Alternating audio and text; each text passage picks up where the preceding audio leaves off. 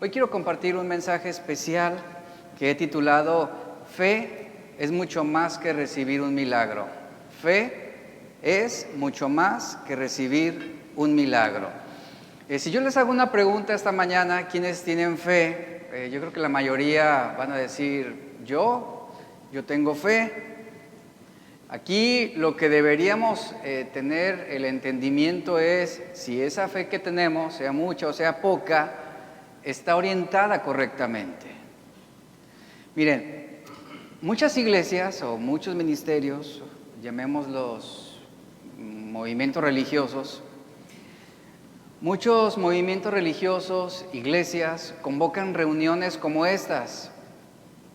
Ten fe por tu milagro. Son frases que seguramente han escuchado. Ten fe por tu milagro.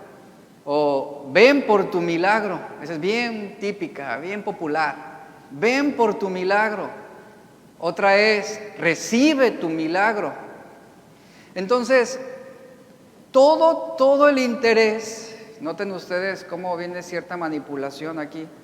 Todo el interés que se genera para atraer a las personas a la iglesia consiste en que tú les estás garantizando que si vienen, van a recibir un milagro, el milagro que ellos esperan. Y todo el interés que se genera para atraer a las personas a la iglesia consiste en que ellos se van a beneficiar en recibir lo que quieren si tan solo vienen a nuestra reunión, a nuestros eventos, o a nuestro congreso, o si son parte de nuestra iglesia. Y típicamente, ¿cuáles son los milagros que la gente busca? ¿Tienes problemas financieros? Ven por tu milagro. ¿Estás enfermo? Ven por tu milagro de sanidad. ¿Necesitas un trabajo? Ven por tu milagro.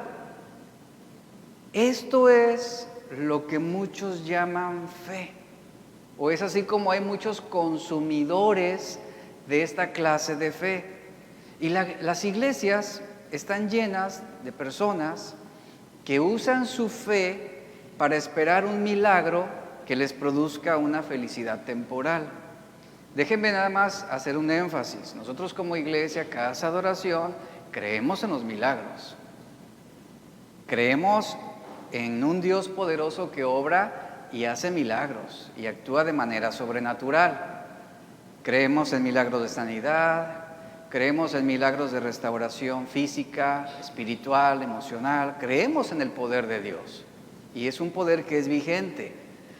Pero lamentablemente muchos malencausan su fe y piensan que la fe pues es ansiar o esperar o pensar positivamente para que pueda concretarse un cambio temporal.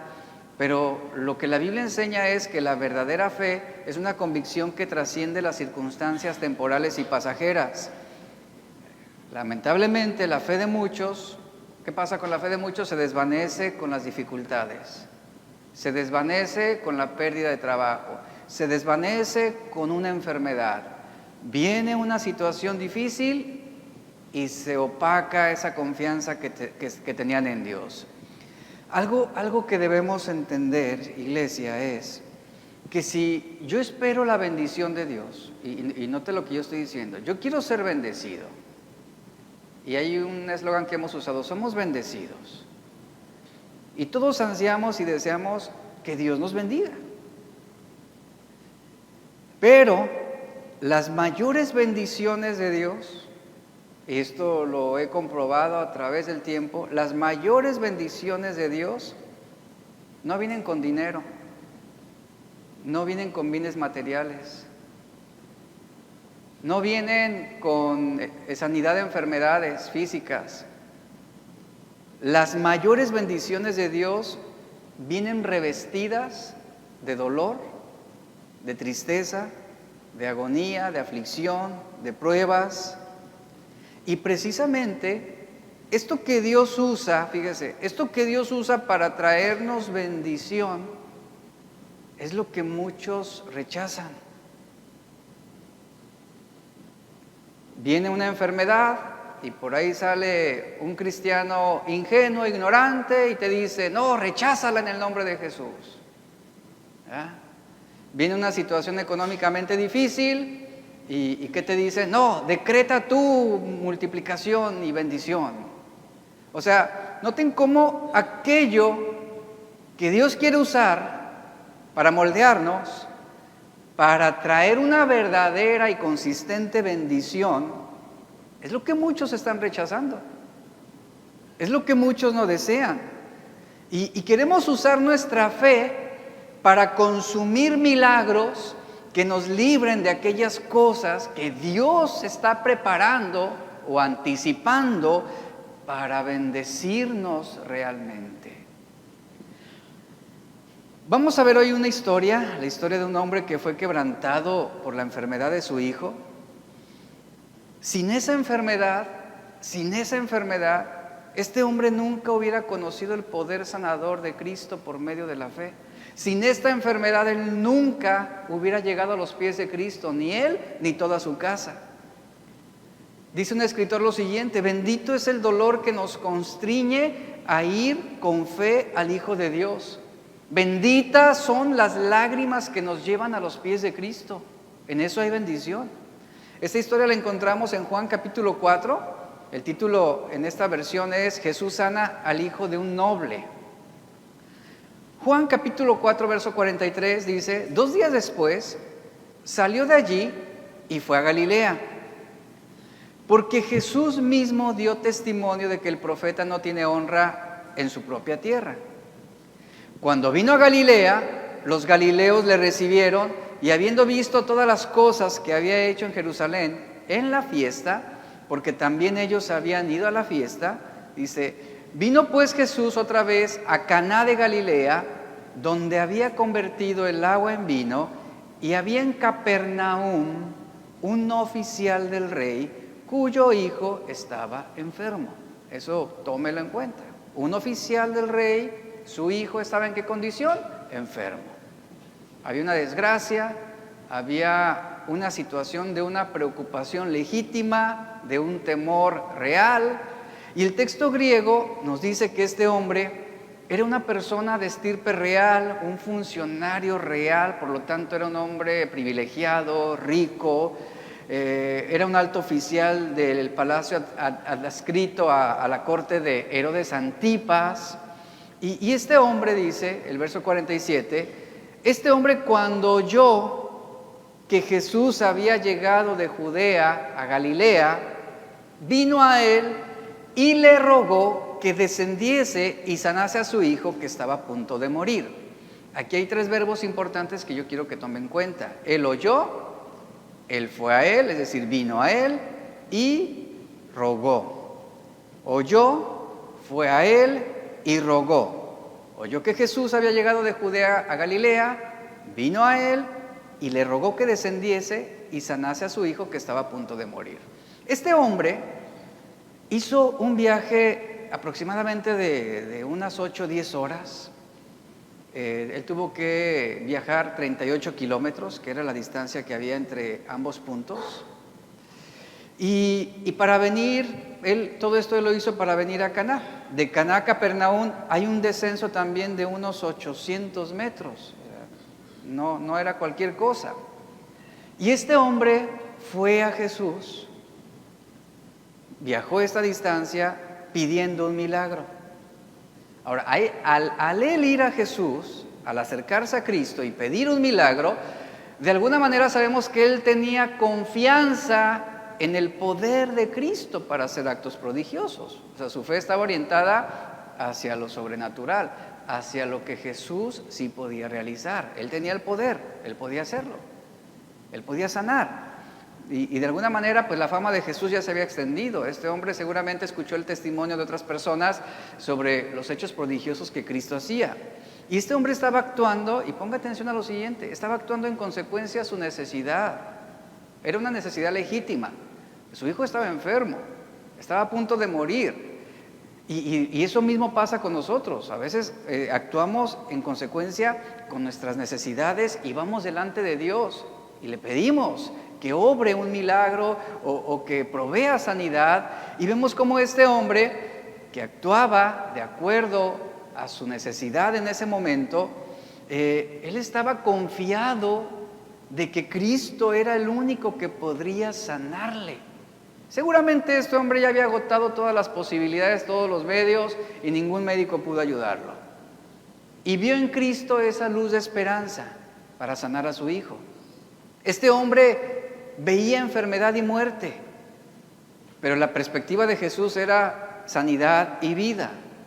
Este hombre visualizaba el sufrimiento como algo negativo, como algo trágico, injusto, ilógico, pero Dios, en su sabiduría, Él veía en el sufrimiento un caudal de bendiciones y beneficios. Note la perspectiva de Dios.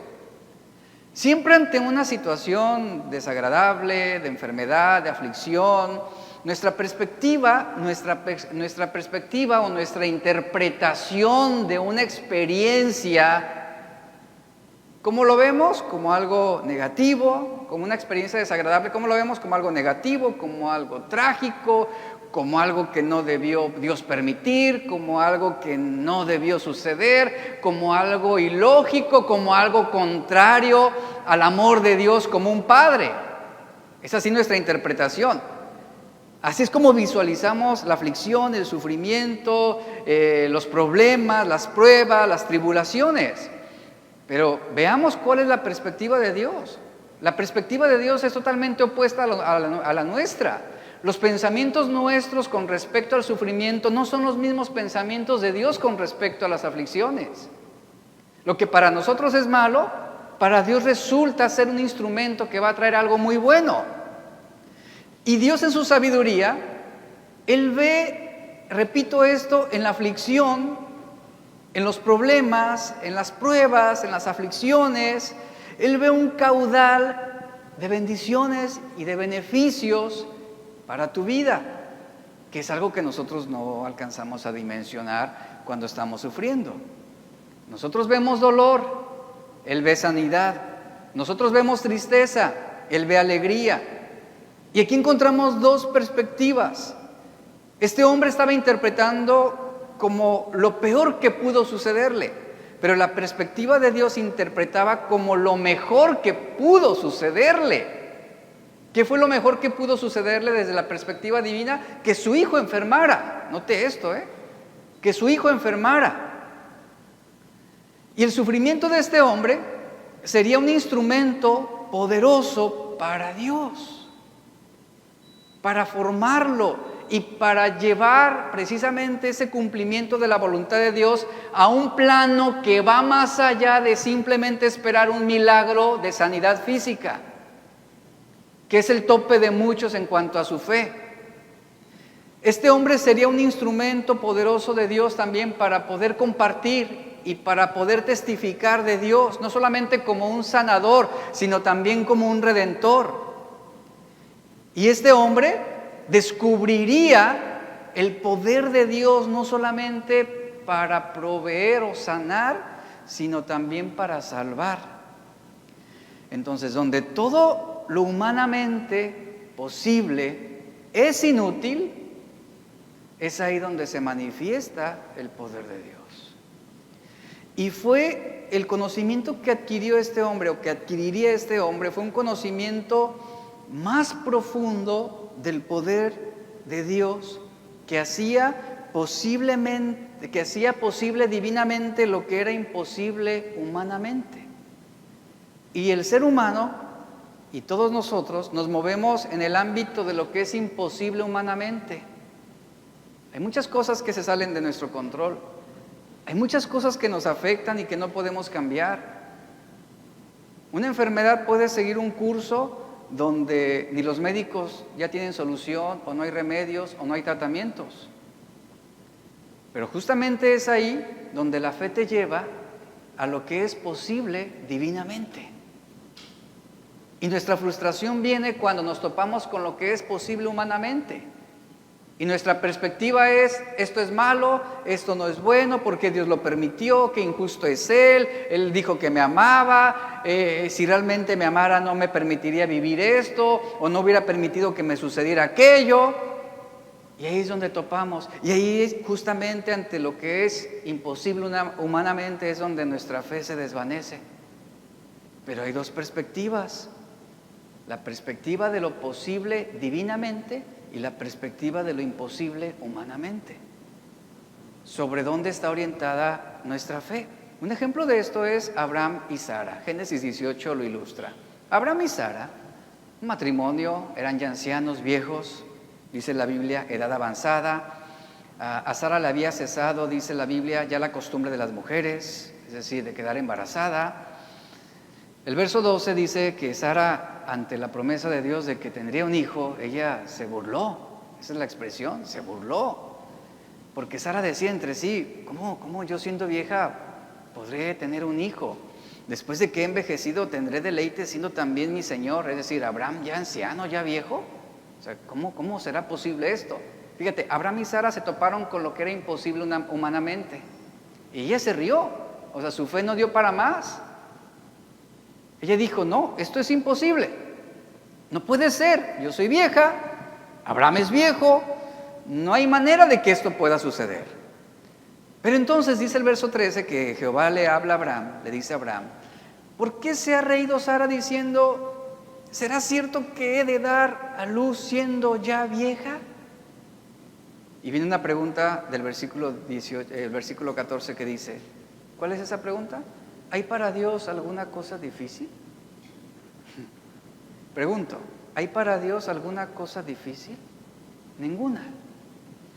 Lo que necesitamos es la sabiduría para saber si lo que nosotros necesitamos que suceda, Dios lo quiere hacer. Ahí es donde requerimos la sabiduría. Porque no porque alguien enferme significa que Dios quiere sanarlo, ¿sabía eso? Eso es difícil de poder asimilar. Porque la fe siempre está a la espera de un milagro que nos brinde un bienestar temporal. Pero esa es nuestra perspectiva. La perspectiva de Dios es mucho mejor y es muy superior a la nuestra. Y esta pregunta es, ¿hay para Dios alguna cosa difícil? Es decir, ante lo que es imposiblemente humana, ante lo que es imposible humanamente, ¿no podrá suceder lo que es posible divinamente? Ese es el argumento aquí. Otro ejemplo lo tenemos con Elizabeth. Lucas 1:36 nos dice, aquí tu pariente Elizabeth, ella también ha concebido hijo en su vejez, y este es el 6º mes para ella, la que llamaban estéril. La misma situación que Sara. Elizabeth, una mujer estéril, una mujer que conocía lo que era imposible humanamente, pero se encontró con lo que era posible divinamente. Y dice Lucas 1:36, la que llamaban estéril. Y el verso 37 que nos dice, ¿acaso habrá algo imposible para Dios? Ninguna cosa es imposible para Dios. Volvamos a este hombre. Dice la Biblia que este alto funcionario oyó. ¿Cómo viene la fe? Por el oír. El oír la palabra de Dios. Él oyó. ¿Qué hizo? Fue. No solamente escuchó, no solamente se deleitó en el mensaje o se deleitó en el testimonio de los demás o en lo que representaba a Cristo, él fue. Y también, ¿qué hizo? Rogó. Eso significa se humilló. Eso es bien importante, porque hubiera sido muy diferente que solamente él escuchara y no fuera. ¿Qué es lo que muchos hacen? Oyen, son oidores de la palabra, pero no van, no avanzan. Este hombre oyó, fue, ¿y qué hizo? Y rogó. Aquí es una transición muy interesante. Ahora, no hubiera sido suficiente con que él solamente oyera y fuera, y no rogara. No hubiera servido de nada, sería un espectador más entre esa multitud. Pero él fue y rogó a Cristo, se humilló a Cristo. Esta es la actuación, escuche, esos 3 verbos nos hablan de algo importante, oyó, fue y rogó. Es la actuación de un corazón quebrantado, un corazón humilde, un corazón contrito. Y este hombre estaba constreñido, estaba frente a lo que es imposible humanamente. Este hombre estaba ante lo que él no podía resolver. Estaba enfrentando una situación que lo llevó a sus propios límites. Estaba enfrentándose a una circunstancia que estaba fuera de su control, lo cual lo hacía parecer o lo hacía sentir totalmente impotente. No tenía los recursos para sanar a su hijo, en el sentido de no había nada que hacer. No tenía las fuerzas, no tenía ni el poder para brindar una solución a la necesidad que él estaba presentando en ese momento. ¿Por qué? Porque Dios le había permitido llegar a un punto de lo que es imposible humanamente, lo cual era necesario. Era necesario para conocer lo que es posible divinamente. Entonces, la petición de este hombre denota una desesperación. Obviamente estaba desesperado. Quienes hemos tenido hijos enfermos o hijos que están hospitalizados, delicados, graves, saben de esa desesperación. Saben lo que es estar en vela toda la noche cuidando. Se genera preocupación, incertidumbre, y la petición de este hombre está denotando esa desesperación que él mismo estaba cargando. Pero él va con Jesús y le ruega. ¿Qué le ruega? Noten esto, le ruega: desciende a mi casa. Necesito que tú desciendas. Esto es bueno, pero no es una fe totalmente completa. ¿Por qué? Porque la petición de este hombre, al ir con Jesús, de rogar y que descendiera, denota, ponga atención a lo siguiente, denota que este hombre tenía fe en el poder de la presencia de Cristo, pero no fe en el poder de su palabra. Hay una gran diferencia, escuche, hay una gran diferencia entre tener fe en el poder de la presencia de Cristo y tener fe en el poder de su palabra. Él quería, de alguna manera, que Jesús descendiera con él. Lo que él estaba esperando es ver a Jesús al costado de la cama de su hijo. Para él era importante que la presencia física de Jesús estuviera ahí para poder completar o concretar ese milagro de sanidad. Y él creía que la presencia de Cristo físicamente sería necesaria e importante para producir ese milagro que él tanto esperaba.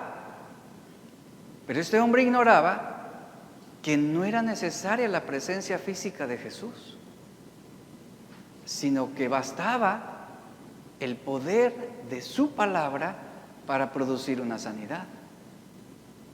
Ese poder de la palabra de Dios que vemos en el Génesis, cuando la Biblia dice: y Dios dijo, y con el poder de su palabra constituyó el universo, constituyó el sol, constituyó todos los elementos de la naturaleza. Con el poder de su palabra constituyó todo el universo. Ese es el poder de la palabra de Dios. Para este hombre era importante la presencia física de Jesús, porque él ignoraba el poder de su palabra. Es ahí donde él carecía de esa fe para confiar en plenitud en la palabra de Cristo. Y mientras estamos hablando, es como si este hombre le dijera a Jesús: mira, Jesús, aquí estamos hablando, sí, pero yo necesito que urgentemente desciendas conmigo. Yo necesito que vayas conmigo. Mi hijo está muriendo. Y si tú no desciendes, si tú no vas conmigo en este momento, mi hijo morirá y todo se acabará, todo terminará. ¿Qué encontramos en este hombre? Encontramos no una fe completa, sino una fe parcial. Una fe que hasta este momento simplemente estaba esperando que sucediera un milagro. Era todo. En ese momento él no veía en Cristo a un Salvador. En ese momento él no veía en Jesús al mediador entre Dios y los hombres. Él veía la posibilidad de sanidad para su hijo. Y esa fe estaba de alguna manera mal orientada. Era una fe incompleta. ¿Por qué? Por falta de revelación. Por falta de revelación. Lo mismo le sucedió a Tomás cuando él dijo: si yo no viera en sus manos la señal de los clavos, y si yo no metiera mi dedo en el lugar de los clavos, y si yo no metiera mi mano en su costado, ¿Qué dijo Tomás? Yo no voy a creer. Yo necesito tener la presencia física de Cristo. Eso es lo mismo que está ocurriendo con este noble. Yo necesito observar, yo necesito palpar, yo necesito tocar. Esa es la clase de fe mal orientada, que necesitamos ver, que necesitamos sentir, que necesitamos observar. Y lo mismo hizo Tomás. Hasta que yo no lo vea, voy a creer. Hasta que yo no lo vea, voy a creer realmente lo que él ha dicho. Y la fe de este hombre necesitaba ser perfeccionada. Este hombre no tenía hasta ese momento la revelación para poder creer que la sanidad física sobre su hijo enfermo podía efectuarse sin que él estuviera presente. Este hombre no podía entender que aun si el médico no estaba frente al enfermo, podía producirse ese milagro de sanidad. ¿Qué sucede con nuestra fe muchas veces, iglesia? ¿Qué estamos viendo aquí? Estamos viendo que nuestros sentidos, hablando de sentidos físicos, la vista, las manos, todos nuestros sentidos físicos, confían en lo que es observable. Confían en lo que es observable. Es por eso que mucha gente utiliza su fe para que se haga patente lo que podemos observar. Es decir, si yo no lo veo, entonces no creo. Y a veces decimos, si Dios hace este milagro, entonces yo voy a creer. O si Dios me libera de mis deudas económicas del banco, entonces sí voy a creer.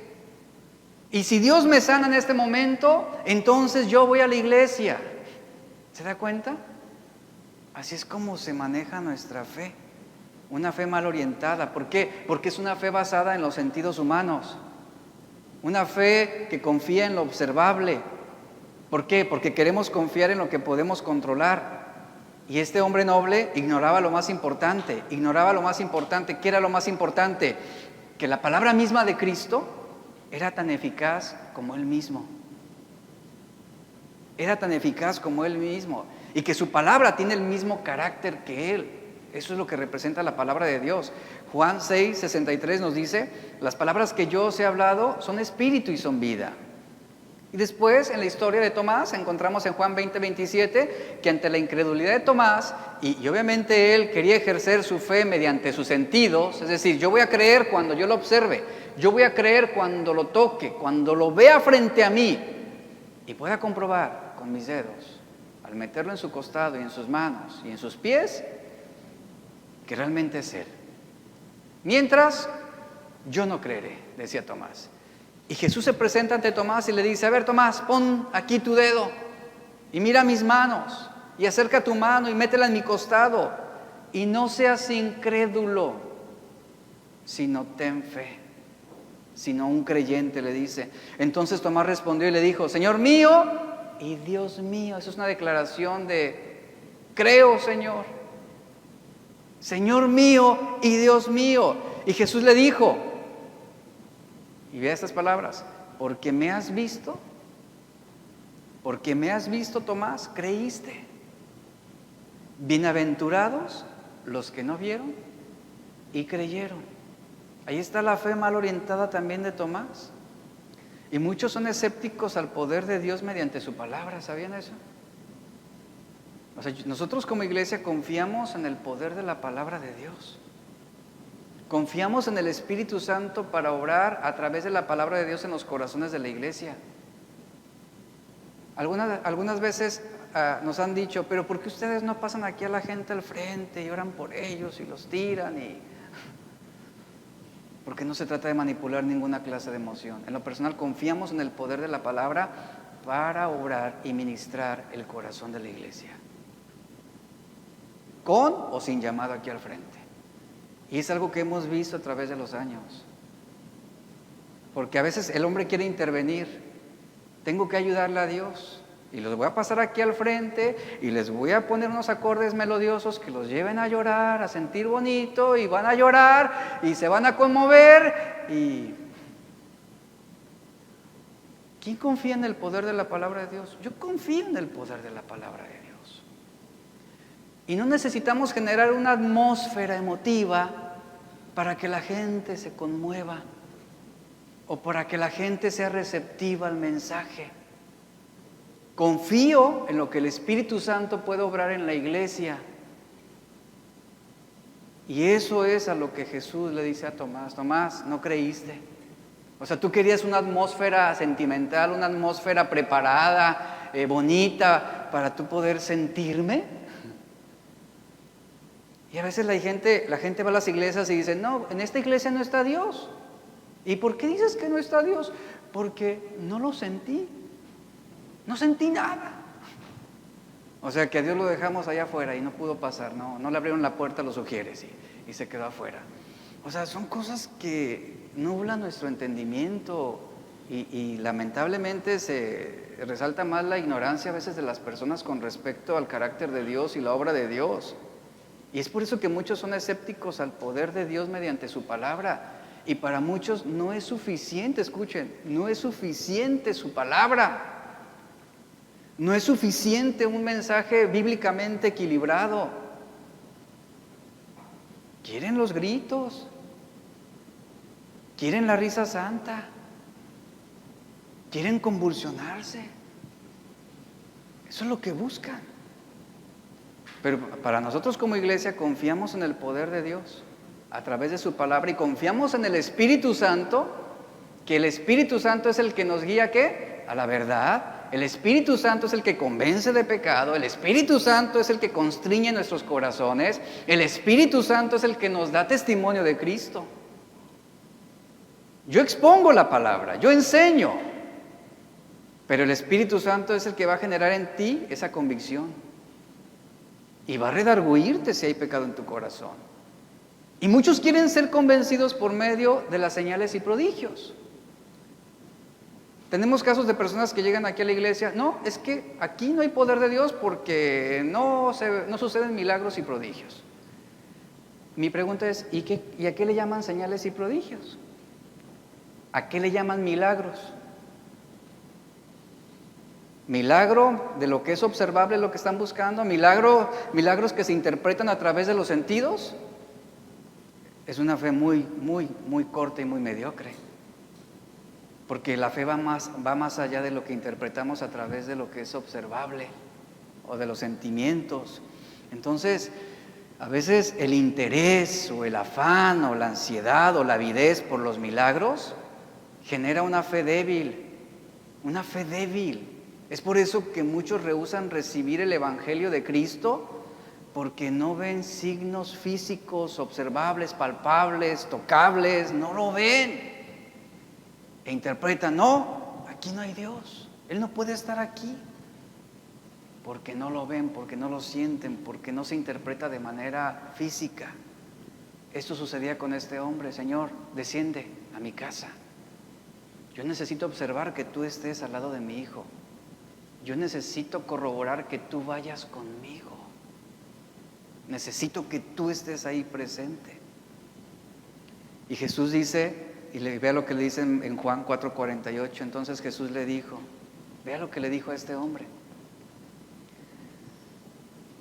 El que le pidió: Señor, desciende, necesito que vayas, necesito que desciendas conmigo, mi hijo está a punto de morir, te ruego que me acompañes. ¿Y cuál fue la respuesta de Jesús? Verso 48, si no viereis señales y prodigios, ¿no creerás? Nuevamente está ahí. Este hombre creía, sí, tenía fe, y lo demuestra tanto su búsqueda de Jesús como su desesperada petición, lo cual era legítimo, no estoy diciendo que no. Sin embargo, Jesús descubrió en este hombre una fe mal orientada, que se basaba ¿en qué? En lo observable, en lo que se interpretaba a través de los sentidos. El noble tenía una verdadera necesidad, estaba preocupado, temía la muerte de su hijo. Sin embargo, la pregunta de Jesús, o lo que Jesús le está argumentando, es lo siguiente: yo no necesito descender. Jesús le dice, a ver, ¿estarás dispuesto a creer en mí sin ver un milagro? Qué tremendo es esto, ¿no? O sea, ¿estarás dispuesto a confiar en mí aun cuando tu hijo no fuera sanado en este momento? ¿Estarás dispuesto a seguirme si las cosas no suceden de la manera como tú quisieras que sucedieran? Jesús le está diciendo a este hombre, ¿creerás en mí? O sea, ¿vas a creer en mí solo si desciendo a sanar a tu hijo que está a punto de morir? ¿Es lo que tú quieres? ¿Creerás en mí? ¿O creerás en mí aun cuando las cosas no son como tú lo pides? O sea, y aquí es donde orientamos, ¿cómo está mi fe? O sea, ¿mi fe está puesta en lo visible o en lo invisible? Jesús, y ponga atención a lo siguiente, Jesús estaba garantizándole un resultado, pero no el proceso de su petición. Es decir, en otras palabras, Jesús lo que le estaba diciendo, no voy a descender, yo no te voy a acompañar. ¿Qué haría usted ante esto? Señor, mi hijo está en el hospital, está en terapia intensiva, yo necesito que tú vayas y lo toques y le impongas manos para que pueda sanar y levantarse de esa cama. Hasta ese punto, hasta ese nivel llegaba la fe de este hombre. Y que Jesús te diga, no iré al hospital contigo. ¿Qué harías? ¿Cómo interpretarías esa acción de Jesús? No iré al hospital contigo, vete tú solo, no iré contigo. Y Jesús es lo mismo que le dice, no voy a descender. Tu hijo está muriendo, sé que está enfermo, sé que estás necesitado, sé que tu petición es legítima, pero no haré lo que tú me pides, no a la manera como tú lo quieres. No iré al hospital contigo, no iré a tu casa, no iré para estar al lado de tu hijo. Y la pregunta es, ¿y si no desciende, Señor, qué voy a hacer? O sea, y Jesús te pregunta, ¿y si no desciendo, seguirás creyendo? ¿Seguirás creyendo? Si no te doy lo que me estás pidiendo, ¿seguirás creyendo? Si no te sano físicamente, ¿seguirás creyendo? Si no quito ese aguijón de tu carne, ¿seguirás creyendo? Si te quiero mantener en esa condición débil físicamente, ¿seguirás creyendo? Si no te doy el trabajo que tú esperas, ¿vas a seguir creyendo en mí? Y mire, lo que Jesús está diciendo y hablándonos también a nosotros, iglesia, es, yo no haré las cosas como tú me las pides. No lo voy a hacer a tu manera. No lo voy a hacer como tú quieres. Pero verás un milagro. Eso es lo que Jesús garantizaba. Verás un milagro, pero no descenderé, no voy a descender contigo. Mire, la fe verdadera no reside en el confiesa y cree, tampoco en el ver para creer, tampoco en el sentir y creer. La fe verdadera se basa en el cree y verás. Cree y verás. Porque una fe débil siempre buscará las muletas de los prodigios y de los milagros.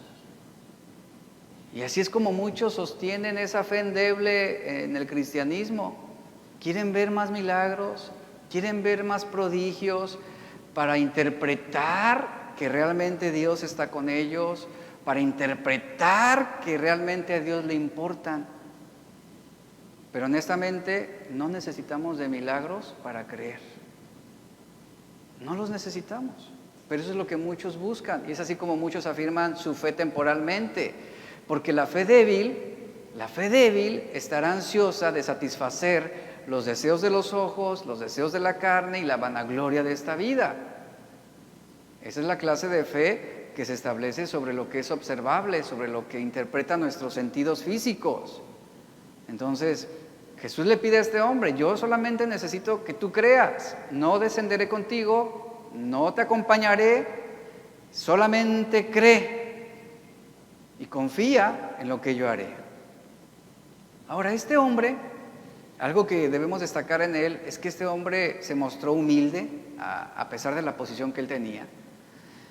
Si este hombre hubiera sido demasiado orgulloso, se hubiera dado la vuelta, le hubiera dado la espalda a Jesús, lo hubiera maldecido y se hubiera alejado de él.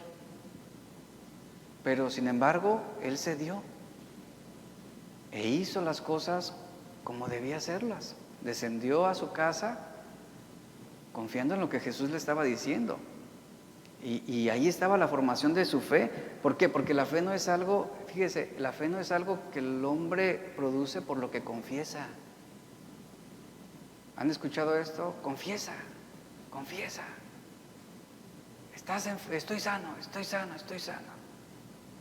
Recuerdo una ocasión, hace muchos años, yo estaba muy engripado, pero hasta con los ojos llorosos y ya sabe, todo mal, así, la voz mormada y moqueando y todo. Y había un amigo en ese entonces, un amigo de otra iglesia, que me vio, pero me vio mal. Pues yo estaba trabajando y me dice, no, tú decreta que estás sano, tú confiesa que estás sano. Digo, no, ¿cómo voy a creer? Veme cómo estoy, o sea, me siento mal y me quiero ir a mi casa y necesito medicamento. No, tú cree, ten fe.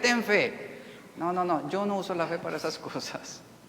Pero es así como muchos interpretan, y vuelvo al punto, son consumidores de una fe para hacer milagros que nos liberen de una incomodidad temporal. Y esa fe no es bendecida.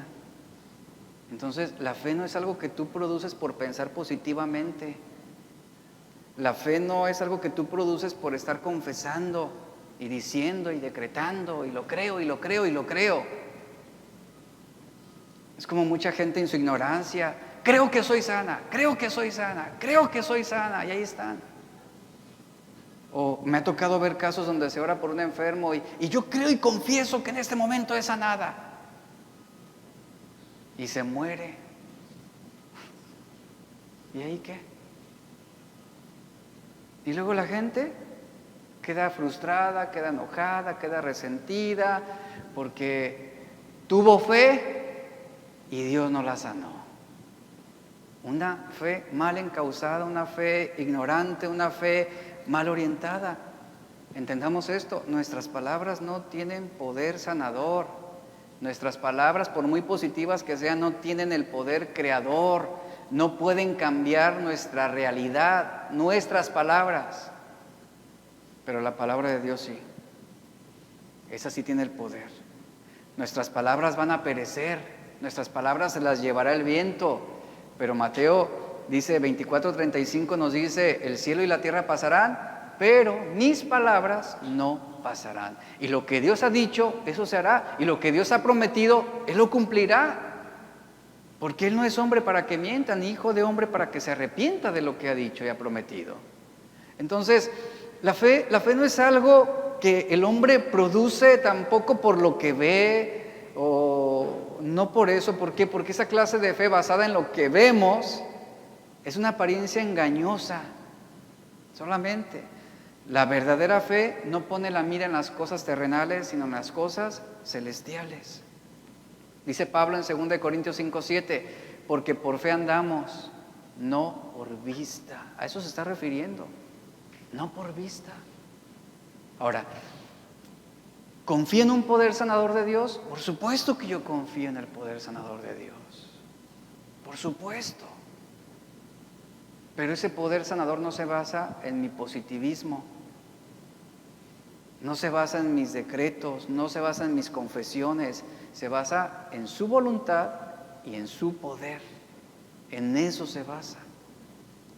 Entonces la fe no es algo que se produce por lo que sentimos. Porque para muchos usan su fe en la búsqueda de una satisfacción o de un placer que se convierte en el centro de su vida. Es una fe de autoaceptación, una fe de autocomplacencia en vez de autonegación. A eso nos lleva la fe. La fe nos lleva a negarnos a nosotros mismos, a tomar nuestra cruz día a día y seguir a Cristo. Esa es la verdadera fe. Y a veces la enfermedad es usada también para aprender a negarnos a nosotros mismos. A veces las aflicciones y los problemas son permitidos por Dios para producir esa negación de nosotros mismos y tener una plena confianza en Él. Juan 12:25 nos dice lo siguiente, son palabras de Jesús: el que ama su vida la perderá, y el que aborrece su vida en este mundo para vida eterna la ganará. Entonces, tomemos en cuenta esto: la necesidad misma no determina una fe verdadera. El que suceda un milagro, por ejemplo, por bondad o misericordia de Dios en una persona, no significa que Dios la ha salvado. O no significa que Dios ha aprobado a esa persona y la ve con buenos ojos. A veces Dios sana por su misericordia.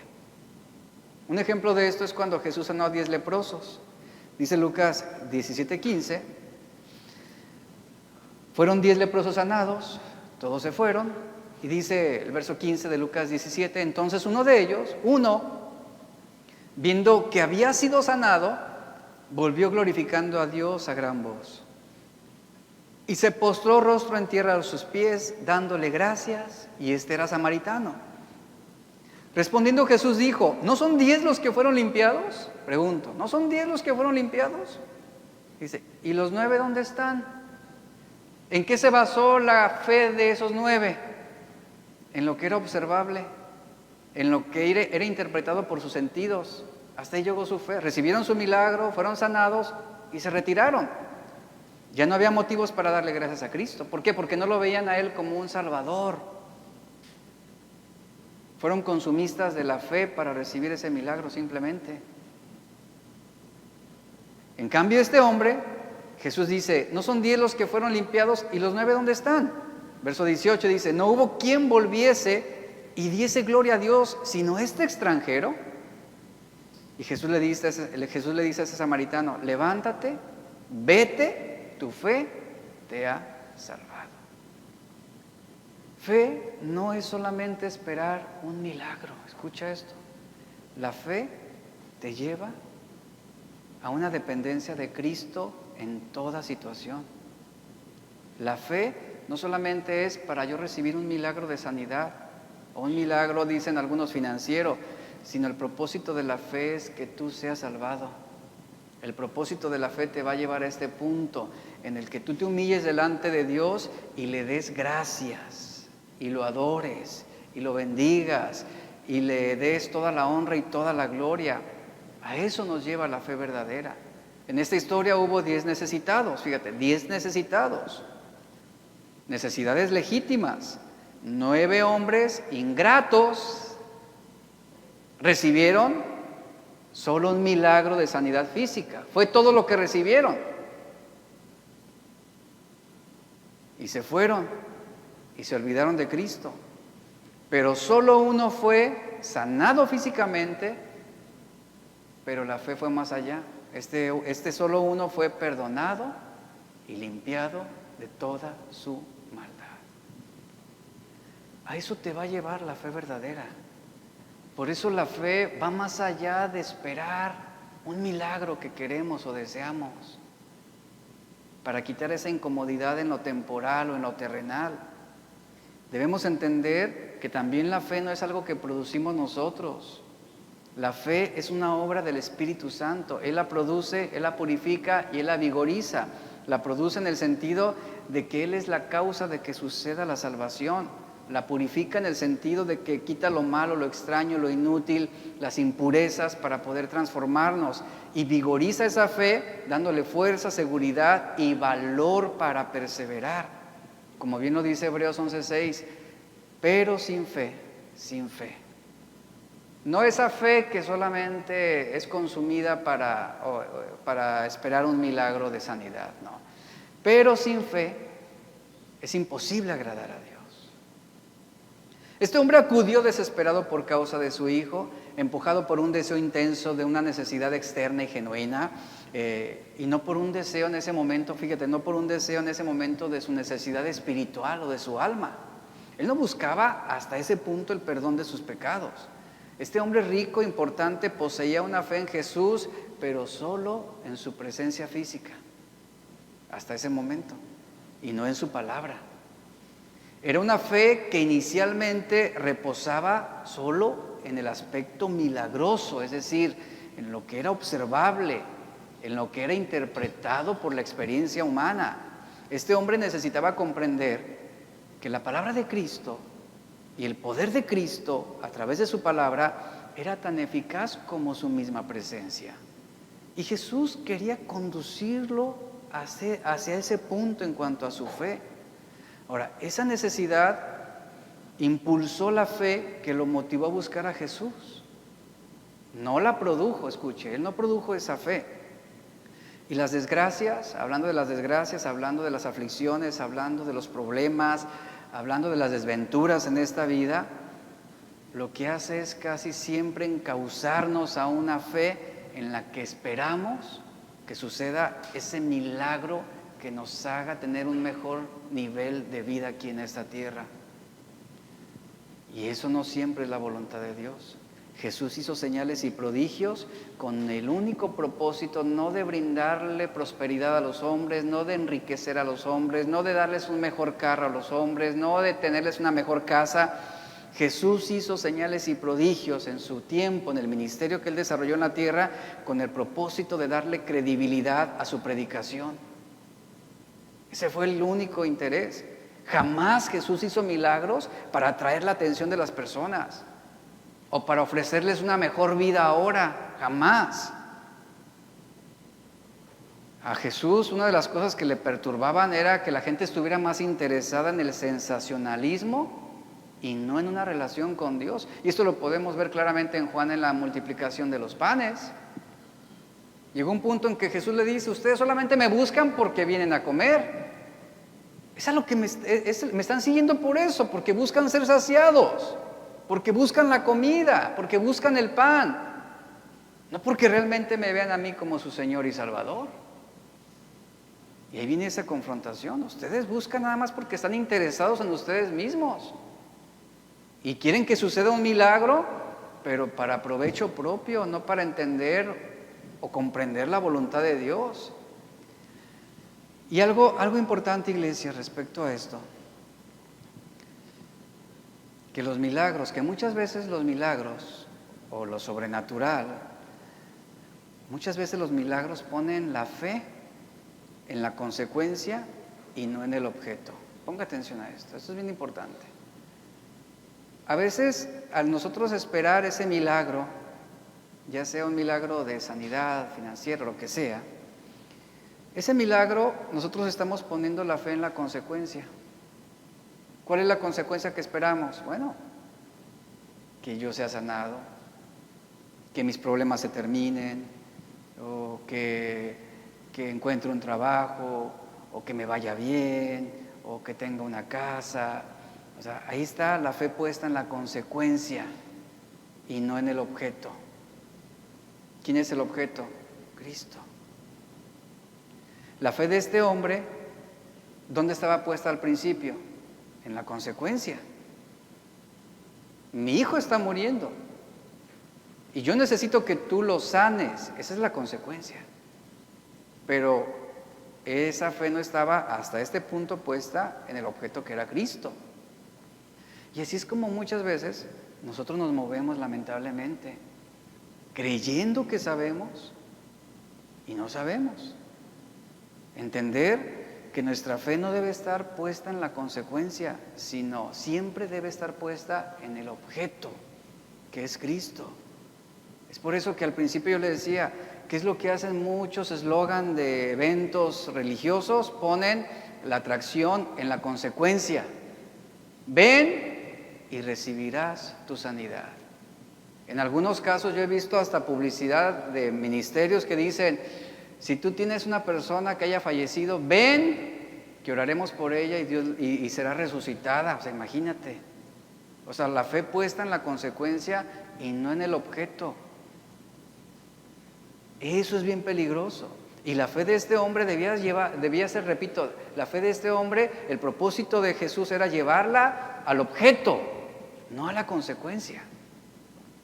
Es por eso que Jesús decide no descender con él. Romanos 10:17 nos dice: así que la fe es por el oír y el oír por la palabra de Dios. Jesús no quería que la fe de este hombre decayera, sino que madurara, que se orientara correctamente, que se fortaleciera, que fuera una fe puesta no en lo milagroso, no en el milagro esperado, deseado, sino en la palabra de Cristo. Esa es una fe bien orientada, que está puesta en la verdad de Cristo. Lucas 17:5, es por eso que los discípulos le ruegan al Señor, le dicen, aumentanos la fe. Ahí está. ¿Por qué los discípulos suplicaban, aumentanos la fe? Porque su fe estaba puesta en lo superficial y no en la palabra de Cristo, no en la persona de Cristo. Entonces, si Dios quiere que yo crea, decimos algunos, si Dios quiere que yo crea, que me mande una señal del cielo. Y ahí están esperando un relámpago ahí. Pasó una paloma. Ahí está la... Si quiere que yo crea, dice, que me sane de mi enfermedad. Hay algunos que todavía dicen cosas más absurdas como la siguiente. Si Dios quiere que me congregue, que me dé un mejor trabajo. En una empresa cristiana, dicen. O sea... Y así es como muchos piensan que la fe crece. Y no es así. Entonces la fe es un asunto del corazón, no de la cabeza, no del razonamiento. Y la verdadera fe se recibe no por lo milagroso, sino por la palabra de Dios. En eso debe estar anclada nuestra fe, en el objeto que es Cristo. Y la pregunta es, ¿qué es la fe? La primera aparición de la palabra fe o creer la encontramos en Abraham, Génesis 15:6. Dice, y creyó a Jehová y le fue contado por justicia.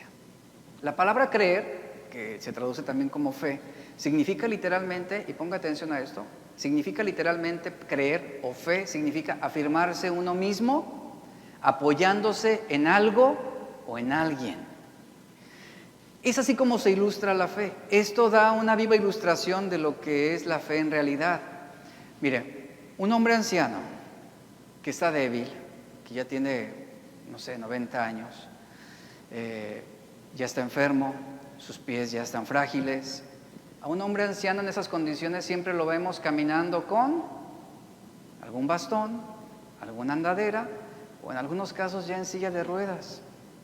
Porque están sosteniéndose, están apoyando todo su cuerpo, están apoyando su propia debilidad sobre algo. En este caso, sea un bastón, sea una andadera o sea una silla. Esto ilustra claramente lo que es esa fe. Y así como un hombre anciano apoya su débil y tembloroso cuerpo en su bastón, así es como la Biblia ilustra la fe. Apoyamos nuestras débiles y cambiantes vidas en el poder de Dios. Confiamos en Él plenamente. Segunda de Corintios 12:10 nos dice, por lo cual, por amor a Cristo me gozo en las debilidades, en afrentas, en necesidades, en persecuciones, en angustias, porque cuando soy débil, es decir, cuando yo no puedo sostenerme por mí mismo, lo que yo hago es, voy a Cristo en esa debilidad, ¿y qué hago? Reposo todo mi peso, mis preocupaciones y mi cuerpo sobre esa silla. Eso es la fe. Eso es la fe, donde tú reposas en él. Es lo que Pablo está diciendo. O sea, yo llevo sobre mí debilidades, afrentas, necesidades, persecuciones, angustias, y que todo esto me hace sentir débil. Entonces, cuando yo soy débil, ¿qué hago? ¿Qué es la fe? Me apoyo, ¿en quién? En Cristo. Tomo la silla y dejo caer todo mi peso, todas mis preocupaciones, todas mis debilidades. Pablo dice aquí algo bien importante, estoy terminando.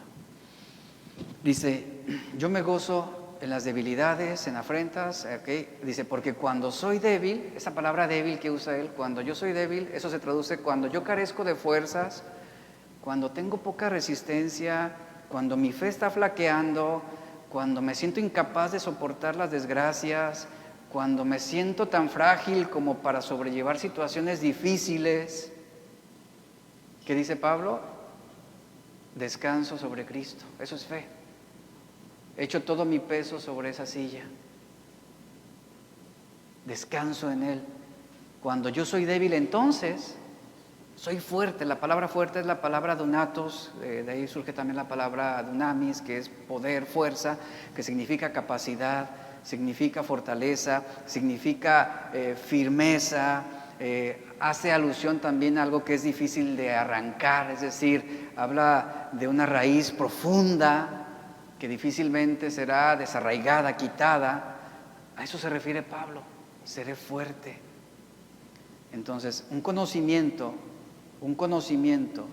de lo humanamente imposible, como este hombre estaba enfrentándolo con su hijo, es una situación que nos va a poner en el límite. Y sabes, es importante que Dios te lleve al límite. Es importante que Dios permita circunstancias en tu vida que te hagan sentir débil y vulnerable. ¿Para qué? Para que tú puedas creer lo divinamente posible. La verdadera fe tiene a Dios como el origen y el objeto. No el milagro, no la sanidad física, no la bendición económica. La verdadera fe tiene a Dios como el origen y el objeto. Abraham creyó a Dios. Juan 6:29, Jesús dijo, esta es la obra de Dios, que creáis en el que Él ha enviado. Esta es la fe verdadera. Y volvamos a Juan 4:49, el oficial del rey le dijo, Señor, desciende antes que mi hijo muera. Nuevamente ahí está. Este hombre tenía dos impresiones falsas sobre el poder de Cristo. Primero, él pensaba que Jesús tenía que viajar a Capernaum para sanar a su hijo. Y segundo, que no tenía poder sobre la muerte. Este hombre ignoraba que Jesús tenía poder sobre la muerte. La fe es producida cuando uno comienza a desesperarse de sí mismo para confiar solamente en Dios. Solamente en Dios. Y el verso 50, Jesús le dijo, ve, tu hijo vive. Fue todo lo que le dijo. Ve, tu hijo vive. Y dice la Biblia que el hombre, ¿qué hizo? Creyó la palabra que Jesús le dijo. A ese punto tenemos que llegar, iglesia. No solamente es esperar lo sobrenatural y lo milagroso, lo que interpretan nuestros ojos, sino creer la palabra que Jesús dice. Y se fue. Oyó, fue y creyó. En otras palabras, él se fue sin hasta ese momento ver a su hijo sanado. No había WhatsApp, no había mail, oye, ya tu hijo ya se mejoró. No, él prosiguió su camino. ¿De cuánto estamos hablando? 38 kilómetros para llegar a su casa, 8 horas. Póngase a pensar en este hombre. ¿Usted cree que no se enfrentó a la duda, no se enfrentó a la incertidumbre? Pero él creyó a la palabra de Cristo. Y creyó sin tener una señal visible en ese momento de que su hijo realmente había sido sanado. Él no necesitó ya ver para creer, él no necesitó ver para creer, sino que él creyó ahora para poder ver. A eso te lleva la fe. Con o sin señales, este hombre en su postura y en su fe, ¿qué hizo? Creeré en ti, Señor, confiaré en tu palabra. Creeré a lo que tú me estás diciendo. ¿Por qué? Porque tu palabra es suficiente para mí. Y el Señor Jesús le dice a este hombre, toma mi palabra. Mi palabra es garantía de lo que yo haré. Toma mi palabra que tiene el poder para sanar a tu hijo. Y ve, desciende. Y el hombre creyó la palabra que Jesús le dijo y se fue, dice la Biblia. La creyó. La fe verdadera deja sin efecto las imposibilidades. Este hombre se puso en camino. Este hombre quedó satisfecho de creer en Cristo sin ver las señales o esperar los milagros. No pidió nada más. Siguió su camino frente a la incertidumbre, frente a las circunstancias, frente al dolor, frente al temor, pero con una palabra de Dios que proveería sanidad. La fe no se abraza de la posibilidad. No hay poder de Dios en lo que es humanamente posible. Ponga atención a esto. No hay poder de Dios en lo que es humanamente posible. La fe empieza donde termina la capacidad humana, donde termina la fuerza del hombre, donde se acaba el poder del ser humano. Ahí es donde comienza lo que es divinamente posible. Y es a lo que Dios quiere llevarte, iglesia. La fe que salva es una fe que actúa confiadamente en el poder de Dios. La fe es aquella que actúa teniendo certeza de lo que se espera, teniendo convicción de lo que no se ve. Y el verso 51 al 53 dice, y termino, cuando ya él descendía, sus siervos salieron a recibirle y le dieron buenas nuevas diciendo, tu hijo vive. Entonces él, vea, eso es interesante, les preguntó a qué hora había comenzado a estar mejor. Y le dijeron, ayer a las 7 le dejó la fiebre. El padre entonces entendió que aquella era la hora en que Jesús le había dicho, tu hijo vive, y creyó él con toda su casa. Pon atención a esto. Este hombre, su fe fue más allá de un milagro ahora esta vez. Su fe lo llevó a un punto en el que no solamente su hijo fue sanado, que eso era lo superficial hasta ese momento, tuvo un impacto más profundo. ¿Por qué? Porque ahora creyó él y toda su casa. ¿Qué creyeron? En Cristo como su Señor y Salvador. Ahora él puso su fe en el objeto, no en la consecuencia. Y vemos claramente aquí cómo Jesús obró ese milagro. Y aquí tenemos el resultado de este hombre. Iglesia, somos llamados a creer y confiar en la palabra de Dios. Aquí vemos dos efectos que resultaron. El hombre creyó a la palabra y la sanidad sucedió. El hombre creyó en Cristo y la salvación se produjo. Esa es la diferencia. Esa es la diferencia. Entonces, debemos tener fe. La fe bíblica es una realidad dinámica, multiforme, constante.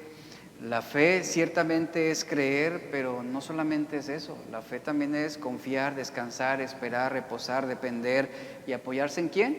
En Cristo. Eso es fe. Eso es fe. Y a eso somos llamados todos nosotros. La fe es mucho más que creer para recibir un milagro.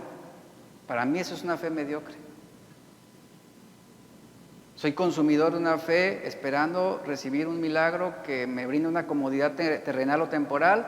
La fe va más allá de que eso. Si limitamos nuestra concepción de la fe a la seguridad para obtener lo que deseamos o lo que necesitamos en el presente, nos estamos perdiendo de su rica y variada realidad de lo que realmente Dios pretende hacer a través de la fe. Y Dios nos está llamando a esa clase de fe. No esa fe mediocre que se ejerce esperando solamente recibir un milagro o esperando simplemente que la consecuencia se haga posible. La fe que a Dios le agrada es la fe que tiene por objeto a Cristo por encima de todas las demás cosas. Iglesia, Dios está preparándote, Dios está formándote y seguramente algunos de ustedes necesitan llegar a ese punto, toparse en ese punto en sus vidas, en lo que es humanamente, hasta en lo que es humanamente imposible. ¿Para qué? Para que una vez tú siendo débil, seas fuerte y puedas conocer el poder de Dios que hace posible todas las cosas de acuerdo a su perfecta voluntad. Pónganse de pie. Señor, te damos gracias por tu palabra hoy.